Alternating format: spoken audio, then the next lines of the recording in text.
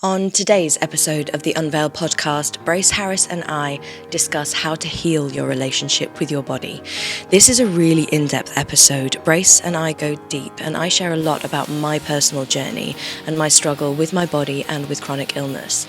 This is a really good insight into how to navigate the psychology and the emotions around the relationship with our physiology. And we reveal that we have just released a unique PDF and video combination which offer you a window into the signals within your body's symptoms. What is your body trying to tell you when you're experiencing pain or illness? Where do these illnesses come from, and what messages do they have for us, people with bodies?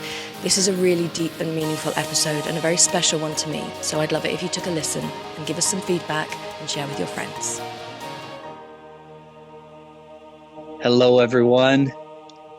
Welcome. My name is Brace Harris. And my name is Victoria Fenton. And we are Unveil. Hello, everyone. Happy Monday. If you're listening to the day we release Which you all should be. We should be waiting with bated breath for our release of our bated breath. Just ready to download. Download, yeah. Boom. Also, I just want to say before we start, thank you to the listeners who have borne, with us over the last couple of weeks when my audio has been a bit difficult to hear, and Brace has been much louder than I am because that's what he's like in real life anyway. Accurate reflection. Yes. Yes. But my microphone was broken, and Zoom and the wonders of it meant that we were not recording effectively. But now I have a very sexy new podcast microphone on which we are recording this. A very sexy new podcast voice. Does it really? Is it like yes. It's a little bit deeper, a little bit more raspy. Right. It feels a bit more kind of, yeah. Yes. And with the accent, get out of town. You Americans. Although, guess what happened to me today, Brace? My, Apple Maps, this is so relevant for podcast listeners, my Apple Maps has turned into an American woman, and I don't know when it happened. So I've just been like you're about to turn into an American woman, maybe. Right. So I've been trekking all over the country, taking back hire cars, and it went from a British man. You know, my Siri is like a British man, yes. to like an American woman. I'm like, oh, okay. Yes, it's a roundabout. Yes, quite. Yes. And all of our UK listeners just went, ugh. Yeah. But she doesn't get roundabouts or road numbers. We have long numbers for roads, and you guys say 5183, and I'm like, it's the A5183, love. Yeah, even I was just like, what? What? Yeah. Sorry, listeners. Welcome to Life Updates with Brace Harris and Victoria Fenton. So now that our Apple Maps is good. Yeah. So speaking of maps, we get to, for today's topic, we kind of get to map out some, how would I say? Well, I was going to try to tie it together and I lost it. We're trying to do poetic segues. Okay. Yes. Maybe you should take this one. Shall I take this one? Okay. So we have created I like the map thing. I know where you've gone with that. So we've created a PDF and a video, all of which draw on my kind of decades of experience within the functional medicine space, and almost try to share how I ended up treating complex clients, but also why I ended up treating them the way I ended up treating them, and also why I've then prioritized the coaching and the somatic stuff in all of that. So loosely speaking, this video and PDF are called the signals in your body symptoms. And it was in creating it and almost giving it to you, Brace, to read through and kind of look at it. And then I realized, actually, this is it's not a common way of thinking about the body. And we all have conflicting relationships with our bodies. So we wanted to record a podcast to support all of this on how to heal your relationship with your body. And as ever, being Unveil, we're going to take it in a slightly It's not your conventional body image podcast, is kind of what we're going to say at the beginning. But just to say right now, if you are interested, it's completely free. You just need to pop in your email address and we'll send you the links to a video, which is both of us talking about the whole bedrock of this, and then there's an accompanying like 15-page PDF with diagrams and pretty pictures and maps of spines and things like that, which is probably where maps came from. And where will they put in their email address? So you can go to unveilenterprises.com/decode your symptoms, all one word, decode your symptoms, and you will then be able to find the sign up page to get your free guide to all of this. And actually, just to say as well, we've stolen it from a module that is going to be in our online transformational healing retreat. So we've kind of extracted it from there. And a little preview. Right. And it's just one lesson from one module. So like you'll get a glimpse of how deep and in depth the course is going to be from this one lesson. Well, and I think it's good that we're going deep and in depth. You know, what you were saying earlier, as per the usual, we're not going to just do the surface level as far as what, you know, healing your relationship with your body actually looks like. There's just so many aspects that come into it, and if you're only looking at the surface level, it's like, you know, wanting to remodel your home but only doing a paint job and that's it. It's like you need to get in there and get in the walls and see what needs to truly be fixed. Let's look at the pipes and all the things. Yes. Well, because if the paint is suffering on the surface, there is a reason underneath, and actually that's the nugget. If this is a too long didn't read type of podcast for you, ask why a lot more times than you do. Keep looking beneath the surface is kind of the take home nugget of what you kind of need to do with all of this. But Absolutely. I do really feel like the surface manifestation, and even if it's your relationship with your body is challenged, like you don't like the way you look or the way you come across or weight you hold or, you know, whatever it is, that is also a symptom. That is not a root cause. That's not just a thing that you kind of like, everybody feels like that. That's a symptom. And we get to look at all of that. Yeah. And it's definitely how you feel about it. Like if you look in the mirror and you're like, oh, I don't like what I see, that's what we're talking about as symptom. Yes. Yeah. So it's underneath, like Victoria was saying, it's not just the paint, it's like the underneath part as well. And so going back to something that you said a little bit earlier, you referred to the common ways that we look at ourselves. Do we want to let's explore go that. through I mean you can what's the common like world of the way people relate to their bodies? So from my experience and experience from my clients, people tend to well, it depends. If they're looking at what I see in the mirror, how I move through my life, like, do I have energy during the day? Am I sleeping well? A lot of the times people go to the body, but they don't, again, look underneath the hood to see what may be messing with the sleep. Why do I not have this love for myself and the way that I have been built, the way a lot of people say that I should?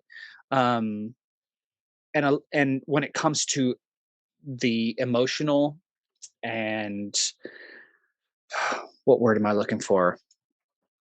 And tell me if I'm describing this okay. I'll just use myself for an example.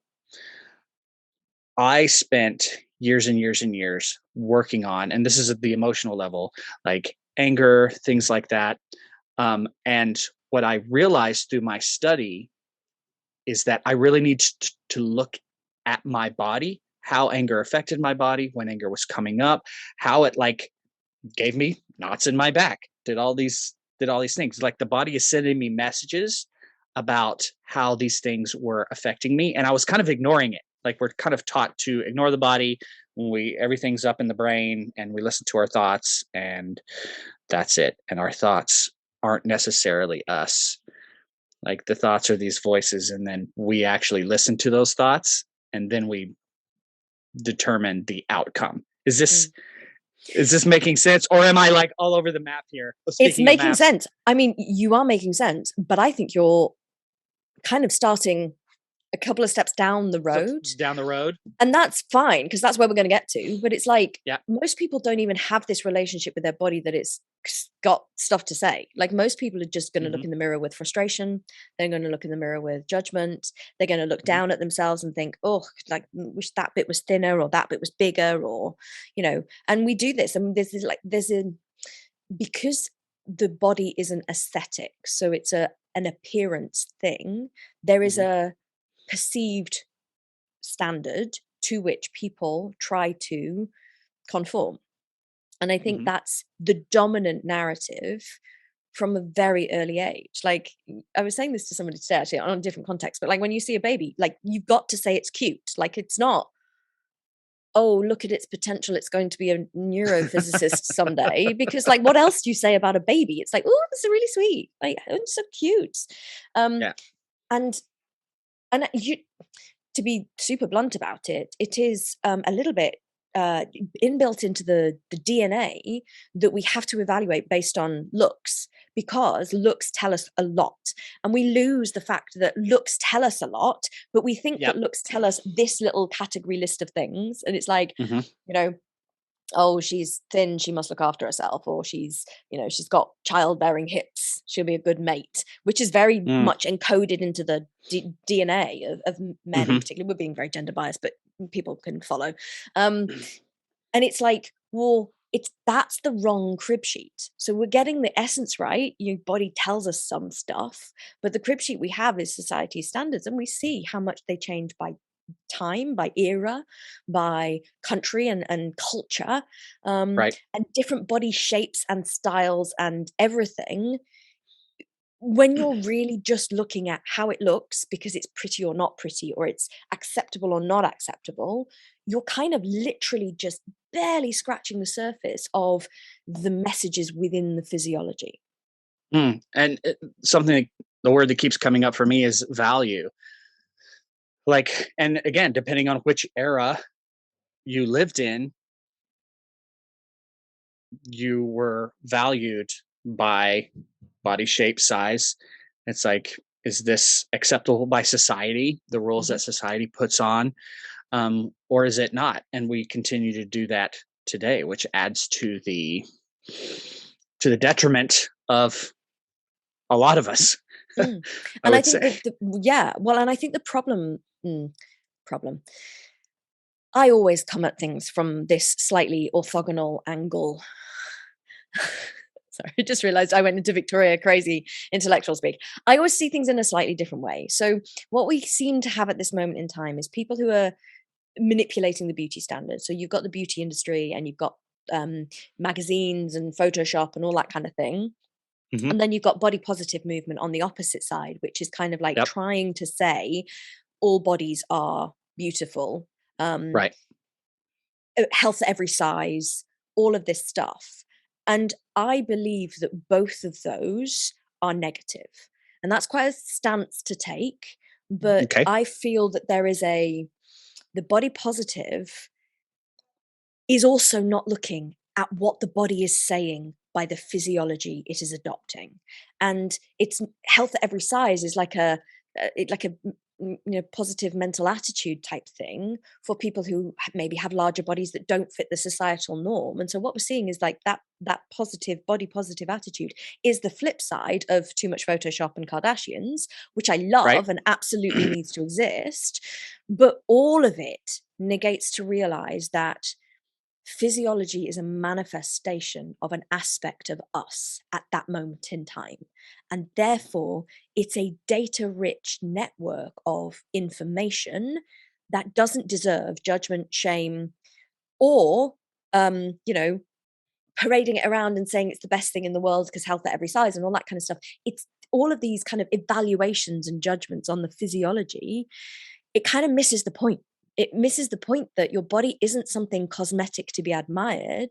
It's a machine that has so much going on within it, that it is a tapestry of information that is speaking to you all the time. Yeah.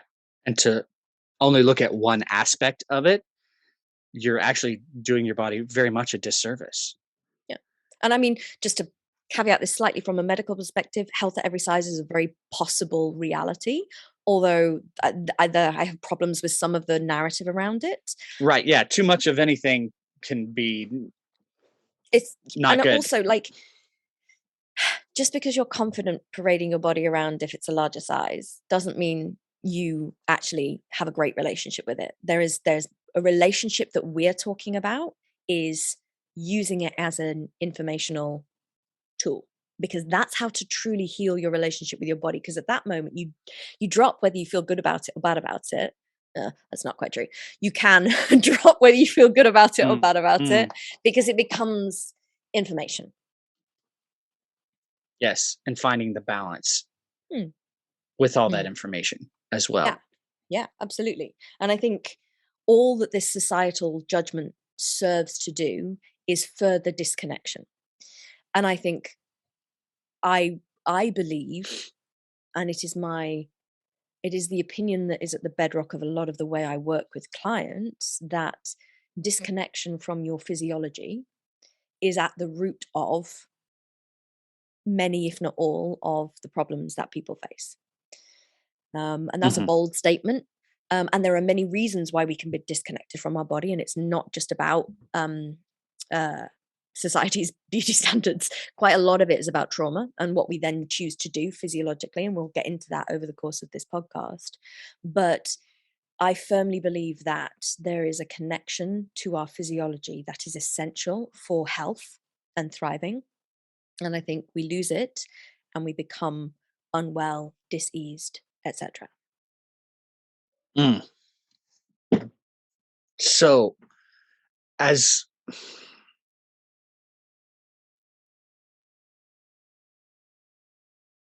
as we become more aware, what do you think would be the first steps Mm, in, well, I mean, I guess just the awareness itself. It's like, okay, society has taught us to see our bodies in a certain way, and a lot of us are programmed that way. So how do we decondition ourselves to take a step back and be able mm, to take a different perspective or a larger perspective of mm, our bodies, how our bodies work, what our bodies can actually give us that we didn't even know, the gifts that the mm, body possesses, and how can we start to see our bodies with a broader spectrum, I guess. mm. And I great question. And I think you were getting there with what you were saying about your own body. It's like that recognition of what is the body actually there for. And yes, it's there to get us around and like all of the normal stuff. Mm, But what is the body? Like, people don't stop and ask themselves mm, this at all. It's like, it's great not question. just yeah, it's not just a meat suit. People say meat suit, and it really frustrates me because yes, it is like a costume, perhaps, but there's so much density in your form, and there is so much going on beneath the surface that it is far, far more than a meat suit. Yeah, it's like your form informs so much of how you are and who you have become, who you will become when you start to pay more attention to it.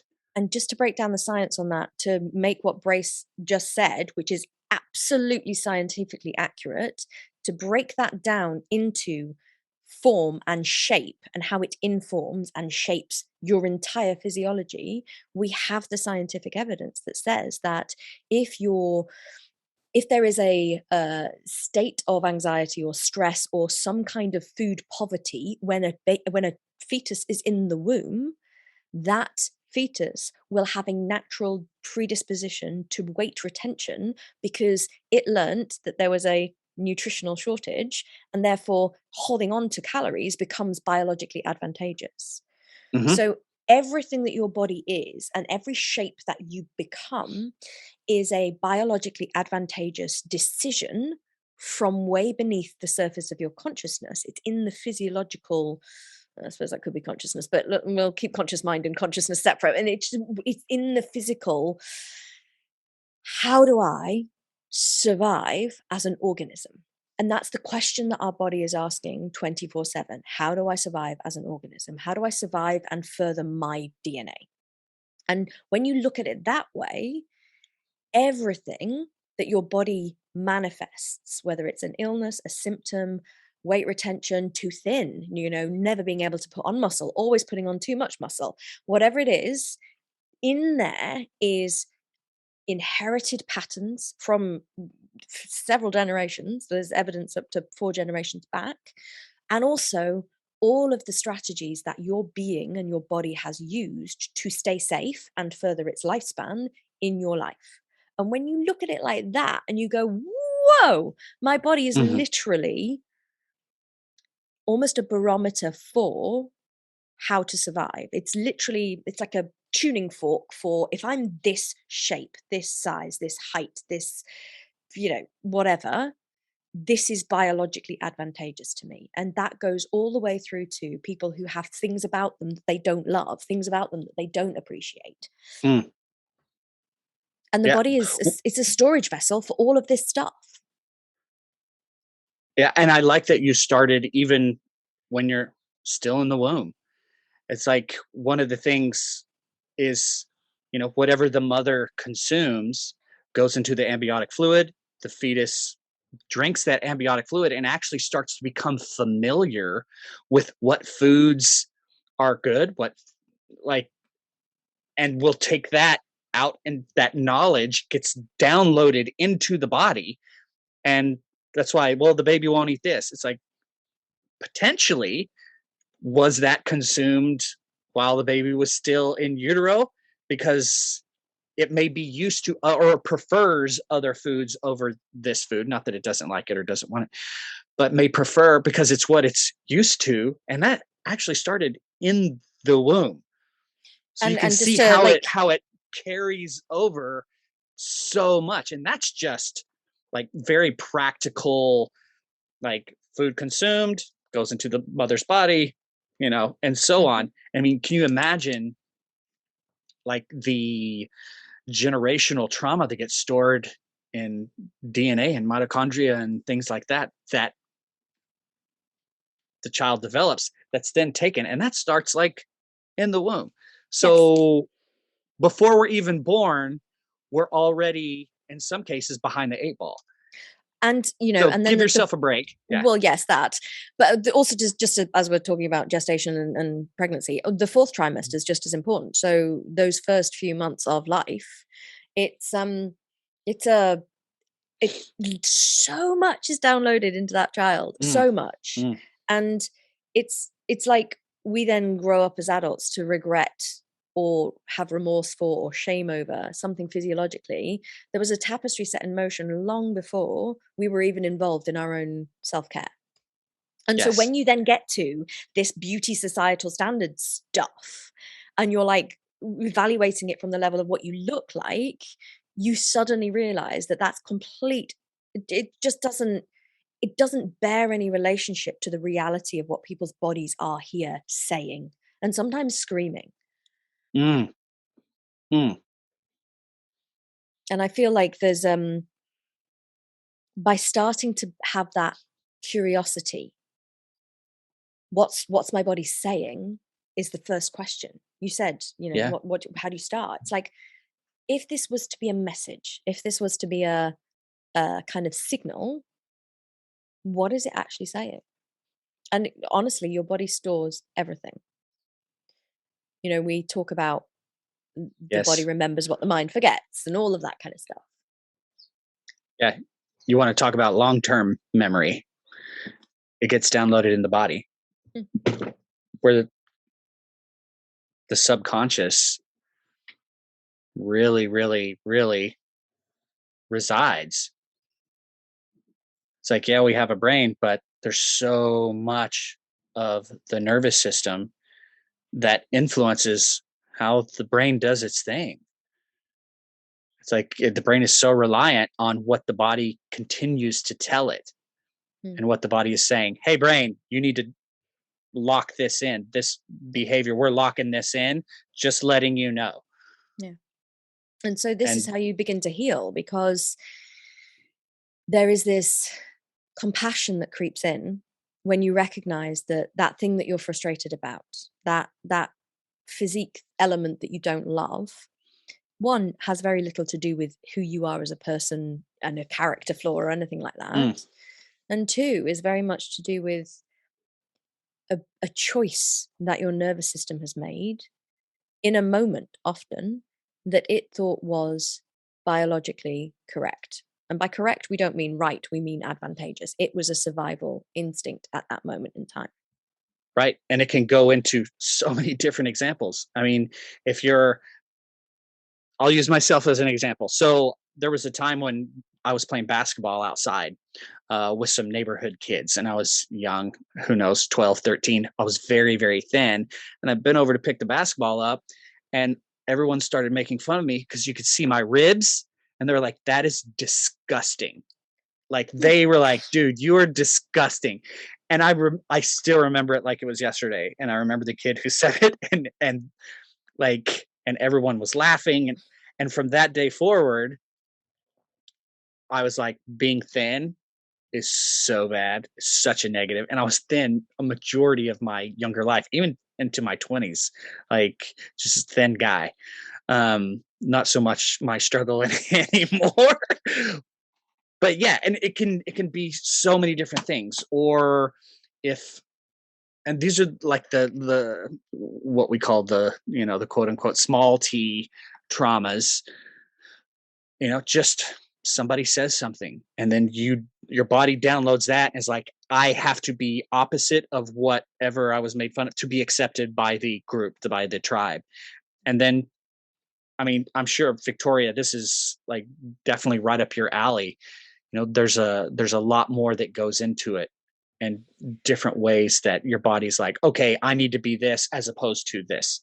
Yeah, and I think that there's two sides of this, maybe two branches of this where there is relevancy. So yes, absolutely, there are those subtle comments, and oftentimes not directed at you. So if your mother was looking in the mirror and pinching her belly fat and was like, "Oh, this is not good," Mm, you internalize that as a child, and you're like, "Oh, mm, you know, my mum didn't even love herself, therefore I can't love this about me." Is kind of these kind of little sentences that get said. And then the other branch of this is when there is actually overt trauma, and there is actually something, an event that pushed the nervous system beyond its limits. And we talk very much about trauma being something that's too much too fast, or not enough for too long for the nervous system. And so when you're in this kind of, something has existentially stressed the system, there will be a response from the system that is adaptive at that moment, and can then stay within the patterning of the system for the entirety of the life,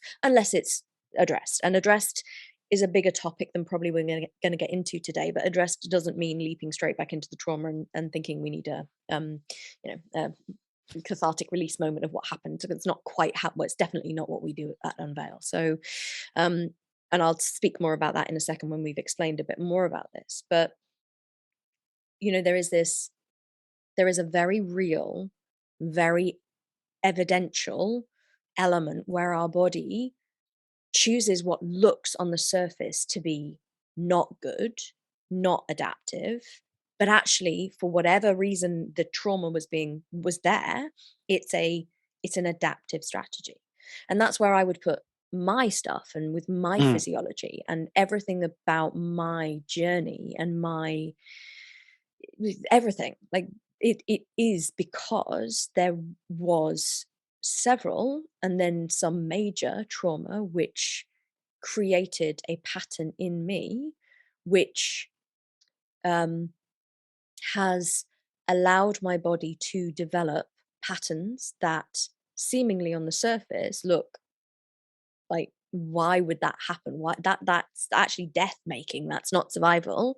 But in the moment when the extremes were there, that was how my body survived. And so it becomes the choice. And when you look at all of that, Mm. and I look at all of the things that, and I want to say this because I think it's really important that we've titled this podcast Heal Your Relationship with Your Body because people will listen to it.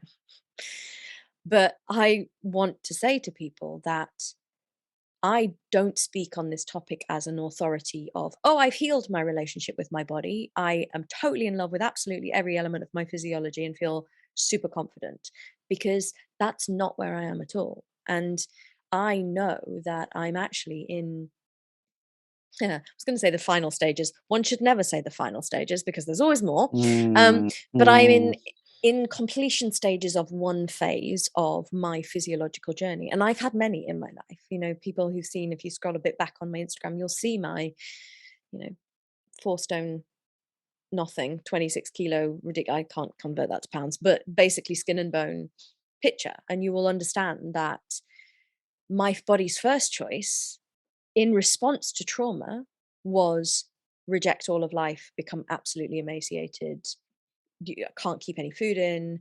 Didn't mm. actually then matter how much I ate, I couldn't keep weight on because my body was literally saying, we are not safe, please get us away from all of this. And in fact, a lot of that early stuff was essentially this kind of trying to numb everything down by avoiding every stimulus. So no food, no, all of that kind of stuff. Seems insanity. And yet it was my body's survival instinct. And then as time has developed, there has been a shift. And I very much went through a big shift about 8 years ago now, where everything changed. Was actually having some structural stuff done on my jaw. And again, this speaks to the bidirectional relationship. Like, you put something in as an ingredient. For me, massive orthodontic work and operation, well, not quite operations, but a lot of stress in my jaw. And my body goes, oh my goodness me, okay, we're really under threat now. We're going to pile on all the weight and we're going to hold on to it because, like, we are not safe again. And all of this leaves me with a body that I don't necessarily feel is societally beautifully accepted and all that kind of stuff. But I know why it's doing what it's doing. And I'm not working on my relationship with my body from the perspective of, oh, I just need to love myself a bit more.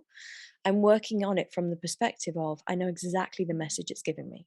And that's where I want to move on for the rest of this podcast. It's like there is a message in my symptoms, in the weight retention I have around my abdomen, in the fact that my digestive system isn't quite on point. There, that's I could waste hours hating myself and feeling ashamed of myself. I could waste years of my life with shame. And if I And I'm stop sure, and sorry. yeah. Well, no. Well, and I'm sure that there's a lot of our listeners who are completely resonating with that for Mm, their own reasons. Like everyone, we always say has their own unique journey, but the hate or the resentment or the mm. of our bodies when we think about it or look at it is very real. So I just wanted to take that time and just acknowledge everyone out there who's really resonating with Victoria's story and let you all know that you are not alone in your struggles. There is an amazing woman leading this podcast who knows how you feel. And if you need her support, she is here and she knows firsthand what it's like to move through that. I just wanted to really take that time uh, to acknowledge everyone. And I apologize for interrupting, but No, I yeah, love go that. It's a ahead. beautiful acknowledgement of our listeners, because that's the reason for sharing our personal stories. It's like we could speak as authorities from on high and just tell you how to do things, but the reason we know how to do things is because we've walked it, and in many cases are still walking it, are still learning, are still nuancing the approach. And I Mm, also want to speak to my fellow illness sufferers, because they will be listening mm. to this podcast, because the people who follow me around the interwebs, and you know who you are, and hello, they will have illness histories, and that is it's such a hard life to navigate, because depending on the type of illness and the nature of the illness and the onset of the illness and how old you are when that happens, the medical establishment and the way the Western world looks at health and illness doesn't serve this essence of there's messages in everything for us.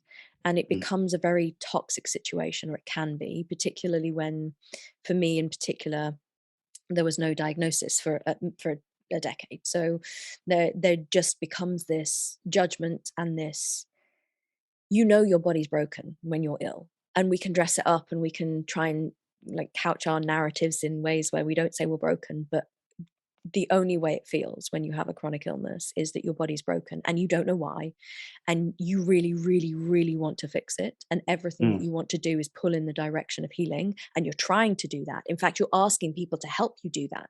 You may be even taking medications or taking supplements or paying functional medicine practitioners to construct immense protocols for you, and you can be pulling everything towards the direction of healing and feel so much shame and guilt and failure, a sense of failure, when it seems to be quote unquote not working. And I spent a long time with my clients sharing with them that the reason it's quote unquote not working is because a lot of the times these illnesses are spiritual as well as they are physical. And it's a big part of what I do in the work that I do with our premier clients at Unveil. It's that mm, recognition from every level that I have to look at the spiritual, the existential, the trauma, the the manifestation of this stuff as kind of a PTSD reaction from something that happened, whether it's a huge thing or lots of little things or just a few little things, doesn't matter. Plus there being a, what part of you created this reality to allow this symptom to come out? Because oftentimes, and I've written this in the PDF, the symptom is the last cry from the body for attention, particularly when it's this kind of chronic, long-term complex stuff.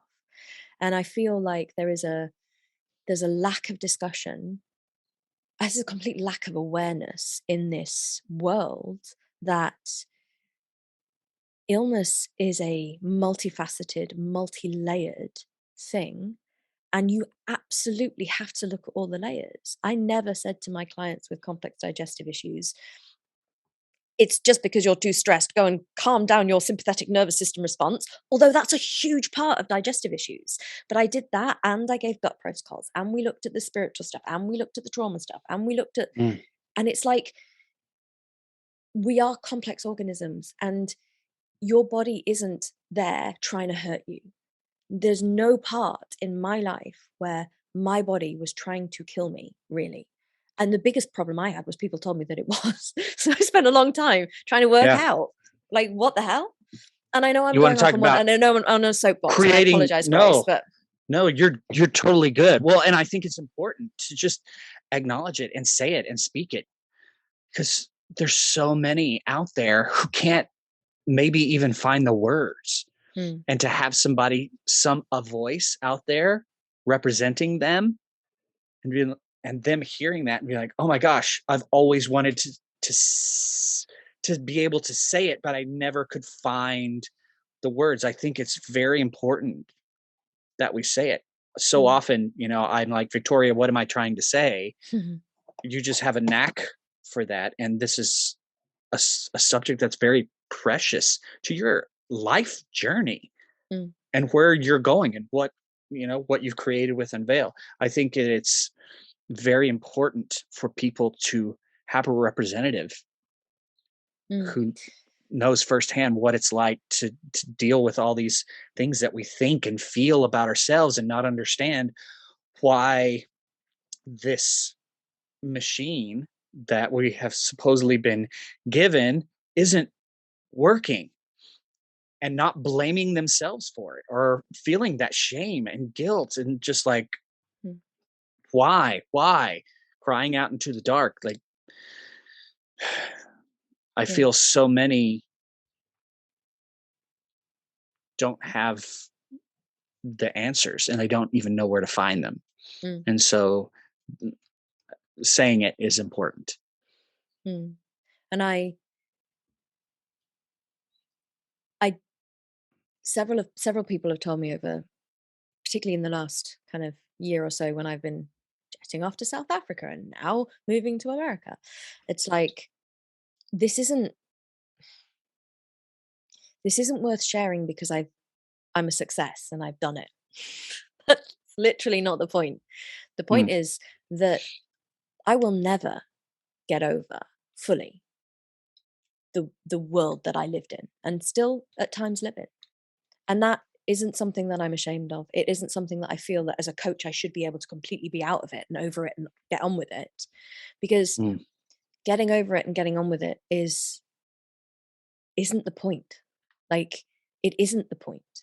And for me, I always wanted to not talk about it, not keep talking about it, not keep repeating it, and somewhere inside there is this little voice that says, but it has value, not because you got out the other side, but because of everything I did to do that and to get out the other side.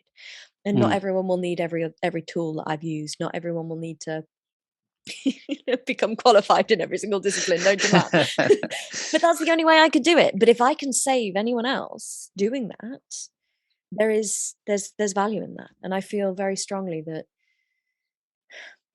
if I wait till I feel like I've earned the right to talk about this fully, like when I feel fully in my body and it's dropped its trauma patterns and I've dropped the somatic triggers and then I'm only speaking from a place of success. I'm not speaking from a place of process.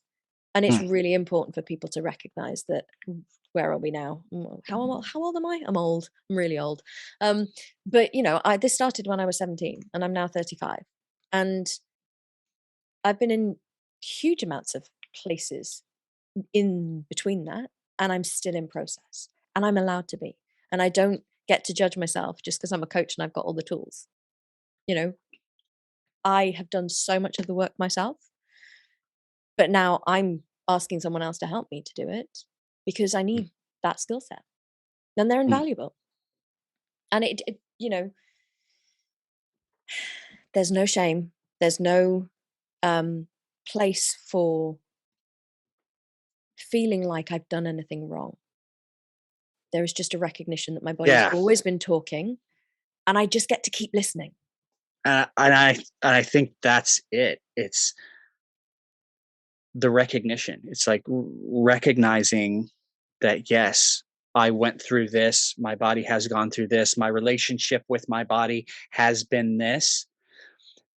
And it was like you said, it's not about healing that part of your life to the point where you're good now, because it is part of your history. It is part of what has made you who you are. And the work that we do at Unveil is being okay with that past and changing the story that we connect to that past. It doesn't always have to be this, whatever it is for you, whether it's, I hate who I've been and all those things. It's almost a forgiveness of yourself for having those feelings and thoughts about yourself, including the judgments, the judgment. You need to, it's like you keep forgiving. So we're making it sound like you can't have judgment. I have judgment, guys. I stand there and I go through the motions of, I can't swear, but like really swear words. Just wish this was different. Or, everything that I don't deserve this. I don't deserve at the end of all of this to be left with a body that I'm still unhappy with. Like this stuff I've said, and I get to love that I want it to go as well. Like my coach has a beautiful reframe, which is exactly what you were just saying, which is about integrating this into our present, like integrating the symptom, integrating the trigger pattern and I'm like, but even we had to say in my session last week, he's like, yeah, but right now I just want it to go. Like I don't want to integrate it. And that's a vital part of all of the process. Yeah. It's like, it just is. It gets to be where it is. And yet also we get to have the additional element of why, how can we nourish ourselves into healing? And that's a really intentional phrase, people, because I really want people to stop trying to force themselves to be healthy and trying to like manhandle themselves into, great big experiential healings, this whole psychedelic movement and all that kind of stuff. It's like, You don't heal from being blasted out of your comfort zone by anything. You heal by nourishing yourself back to life. And that is only possible from the place of loving yourself, as well as resenting that bit, as well as judging that bit, as well as really wanting it all to be different. Yeah, because all of that is welcome. All of that is accepted. And you said the word nourish, and nourish means so many different things when we're talking about healing. Food, spirit, mind, but all the parts. Because if you're just doing one, if you're only eating your fruits, it's like, well, what about our grains and all this other stuff? And that goes for every aspect of our being, because we are beings. We are not one facet. Well, and we're not So you need just it a all. body. And Right. that's Yeah. really relevant. Everything runs through the body, but we're not just a body. I mean, the Yes. other sneaky thing that we've got coming up is I've recorded an amazing video, which is all about how to integrate all of this stuff and how to think about it. I'm not quite ready to announce that yet because I want to create another resource to go with it. But there is understanding how to prioritize and rank all of this stuff. Like, when is it right to think about this? When is it right to think about that? How much do I need to pay attention? If I've learned anything from the last however many years it is, it's that. It's why I can do what I do, because I know how everything impacts everything, and yet it operates on a kind of a mixing desk where certain faders are up at certain, this is a very sound engineering analogy, guys, I apologize, but certain faders are up at certain times.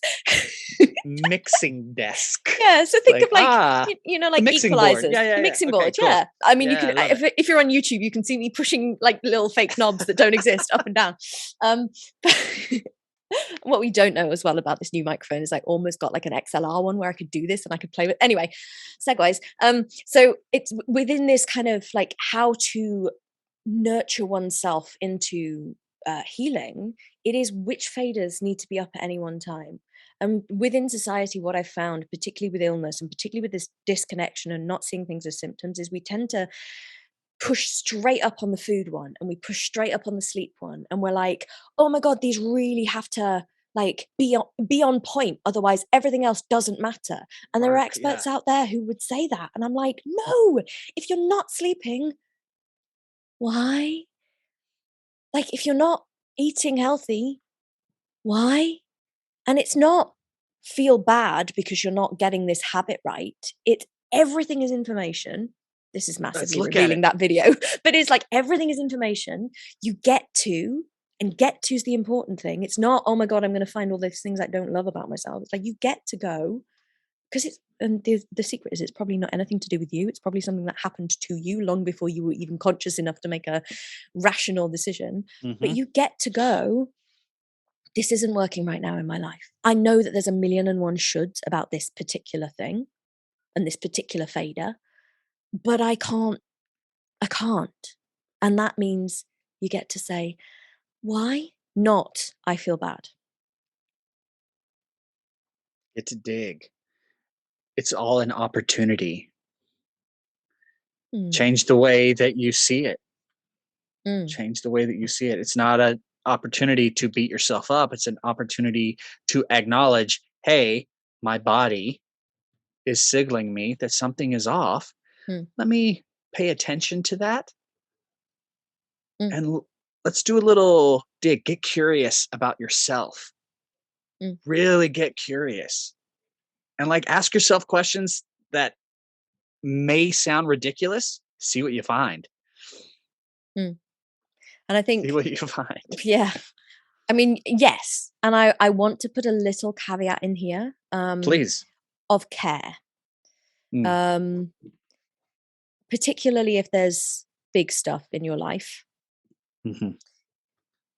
It would not be appropriate for me to walk straight into my trauma and my triggers and try and look at it and ask it questions. because that's re-traumatizing to me. We said this last podcast. It's like there is a need to make it safe enough to revisit those things, and that sometimes isn't possible on your own. And so if that is something that you are experiencing and going through, where it doesn't feel like you can expose yourself to the thing that hurts without feeling like some part of your world is going to fall apart, that's the time when you need help. And it kind of isn't optional at that point. And I would love, if it was, I would love to be able to recommend a book. And there's a few, and I'll pop a couple in the show notes if you would like to kind of look at books and stuff. But there is a real need to have someone who can watch your body, because what tends to happen, and I'm just going to touch back on the disconnection point that I made earlier on here, what tends to happen when there is some kind of symptomatic trauma trigger thing that is like with a held pattern somewhere, is there will also be this disconnect. So you can't actually get in. So you're not actually seeing, and you don't see when you step into re-traumatizing yourself again. So having that expert who can watch the subtle cues of the body and notice things that you don't even notice. And so you, like when I'm coaching people, I'm often not watching their eyes. I'm watching the subtle cues of their shoulders, of their jaw, because I'm trying to understand where they're at, because they're giving me messages in every single second of every single coaching session. And we can be having a phenomenal conversation about something totally not related to things. And I'm watching, because the cues that people give, the signals in your body symptoms. Oh yeah. I have a client right now, and he wouldn't be upset if I said this, but when we get into stuff that he is not comfortable with in certain topics, his shoulders will scrunch. He like hunches over, and he almost closes him and to make himself smaller. Because that was his strategy. If I'm small, people won't see me, and therefore I'm safe. And he still does it as an adult, but because we've been working together, he's very aware of it now. And that, you just nailed it, Bryce. Huge. That's the thing. Awareness starts the healing before anything else does. So the very fact that, and so I will speak for Bryce here, but I'm pretty sure that it's accurate. But like, you've shown him awareness, but you don't tell him to change it. You just tell him awareness, because that will change it in and of itself. He will become aware of when it happens. And from there, magic can happen. And for everyone out there, and this just occurred to me, for everyone out there who's going, oh yeah, that's all very well for you to say, but I've got this terrible, horrible thing that I can't possibly. My symptom is literally not being able to keep food down. That's what happens to me. That's my body's way of keeping me safe. Because at that moment when I got sick, I had to reject everything that was coming towards me. So counterintuitive to everyone out there, but literally the thing that your body believes keeps you safe. Yeah. And still to this day, it's like if I'm not paying attention, I can't keep food down. It's like it won't. And that's what I'm working on. And that's what I'm going to work on till it goes, because it's going to go. See, I want to get rid of it. But it is, and I've spent years feeling ashamed of that, because the moment I told people about it, it was like, oh my God, you're bulimic. And it's like, I don't feel I am, but I didn't know what was going on. And so there is this, it's a very fine line when we're doing healing work. And it all begins with the easiest stuff. It doesn't begin with a ayahuasca trip where I can start purging for a different reason. And it doesn't begin with, nervous system stretchiness. I was thinking about this in the night, and I was thinking about, that kind of it was, let me just be careful about the way I say this. I find it very difficult to receive. And it's not okay for people to sit opposite me and say, oh, just receive this, please receive this, because that triggers the out of me. Fuck out of you, yeah. Sorry, I just said it. Dang it. Can you I'll bleep it. Yeah. But it triggers me. And I remember it was in a group setting. And if you're in group settings as well, guys, be very careful, because your fawn response, where you try to just socially mimic and fit in with the tribe, will kick in. And I was in a group setting once, and it was all positive feedback stuff, which was lovely. And I was trying my best to listen. But the person leading it just went, really receive that, Victoria. And I swear to God, I wanted to throw my laptop across the room. And it's like, it's not okay to force things on people. And it's not okay to force yourself into a state where you are not yet at, if you're listening to this. So if you struggle receiving, if you, feel that you want to hold on to your body image issues, if you feel like there is something that is real for you that you are experiencing, you get to experience that until the moment that it doesn't exist anymore. And the difference between here where it exists and there where it doesn't exist anymore often isn't process, it's awareness. Yep.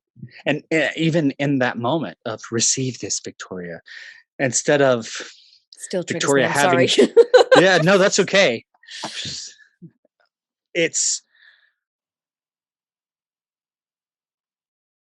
And you can do this for yourself because you don't have to explain yourself to anyone. If that triggers you, you don't have to receive that. You don't have to accept that. But what we do encourage you to do is just notice. Notice, and this goes back to the awareness. Notice what comes up for you, where you're holding, where do you feel that energy spike within your body? Like what happens to you physically? And just be aware, just start to get really comfortable with noticing when you're uncomfortable. And all of a sudden, it's not so scary when those things happen. You actually get used to it, and then you actually learn to start to love on that a little bit more. You have compassion for those things. And this is what awareness does, and that's why it's so powerful. You start to have compassion for these things, and then all of a sudden they start to soften a little bit, and they actually let you explore them even a little bit further. And so when Victoria was talking about, simple things, just start with those simple, small moves. It's almost like massaging that reaction, and know that it is okay. That is your body doing, even if the outcome of it, people are looking in being like, well, that's wrong. No, it's not. Not for you. They can say whatever they want. They don't get to judge what is going on for you. And I also want to say you guys don't get to judge that either. Right. And I just want to double click on that, up. Bryce. I Please, really want yeah. to double click on that because this is supremely important, and the difference between what we are building at Unveil, and there's a couple of other people doing it in this world, and the normal coaching narrative. The normal coaching narrative approaches people from this is what it should be, this is what it's not. How do we get from what it's not to what it should be? Should be, yeah. And that goes for perceptions, that goes for emotional states, that goes for a lot of things. There is this, and particularly the meme culture, it does this, and positive mantras that people stick everywhere. It's like the reality is way more important than the shoulds. And so everything about the foundation of the way we're setting up every single element of what we do at Unveil, from the courses to the emails that we send to the one-to-one coaching, it is all to do with, it's not about this is what's right. It's about this is what's here, and how do we understand it better to resolve symptoms that are occurring as a result. And so when Brace is saying you don't get to judge yourselves, it's not just a nice thing to say. It's like, when you say, or telling you off. Yeah, exactly. It's like when you say, when you feel like I'm struggling to receive, that isn't something I should feel guilty about. That's something that is a rich data mine of information. And I get to understand that. I didn't at the time. Like, I'm not going to say to people that I behaved perfectly. I didn't. I was very triggered.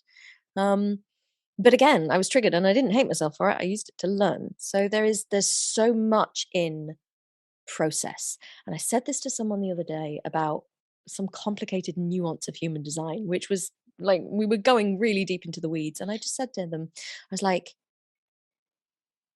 I never really worked it out in human design when I was studying it under Ra as to whether there was a destination with selfness or whether there was a process. And I think it applies everywhere. I'm really not convinced that there's destinations for human beings. I think it's all about process. And I think it's all about that you said it before about something that we're talking about personally. It's like you wouldn't have known it had you not gone through the darkness. You wouldn't have understood the difference. And it's like we tend to think we need to be in one space. Flux is everything. Progress and process is everything. And almost it's the oscillation that makes life. So that is just my little 2 cents on end results. Love it. I love it. I don't think any of that was written on our notes, Bryce. No, and that's what I love about when we do a podcast, because it always goes those extra levels deeper, and we get to talk and discuss and move through that. And I think that's one of the beautiful things about what we do. It's like, it's not just cookie cutter, we ask these questions and then it's done. We get into the weeds. It's great, because the weeds, that's where all the good stuff is. That's where all the little creepy crawlies live. That's where all the, where all the truth is. It's where the truth is. Yeah. I love it. And I apologize if it was a little bit more me-centered talking and lecturing about on my soapbox today to everyone listening. Yeah, there's a lot going on for us at the moment and with us. And so it's very alive within us, and it's very alive within me, particularly as we are still many thousands of miles away. Yes. Beautiful. So if you want some more actual structure to your signals in your body symptoms, right? Yeah, which is also good. Which is also great, and an actual roadmap and a kind of like we're very maps today, and diagrams and pictures and fancy QR code and nervous system stuff, and it's a big explanation of the nervous system. In fact, the video itself, we recorded it in like February when we were in Hollywood, and I was like, that was really good, Brace. That's like literally Unveil ethos in a 20-minute video. So it's really lovely as a kind of overview to the nervous system and everything we do at Unveil, and how we work with what shows up in the body, particularly illness and symptoms and pain, to learn and to get information. So there's a little workbook. It's fun. So if you're interested, unveilenterprises.com/decode your symptoms. Love it. Love it. Very good. Notice, guys. Just notice. Don't change anything. Just notice. And that will start the process. It's beautiful. Victoria, thank you for sharing so much about your personal journey. I know so many people out there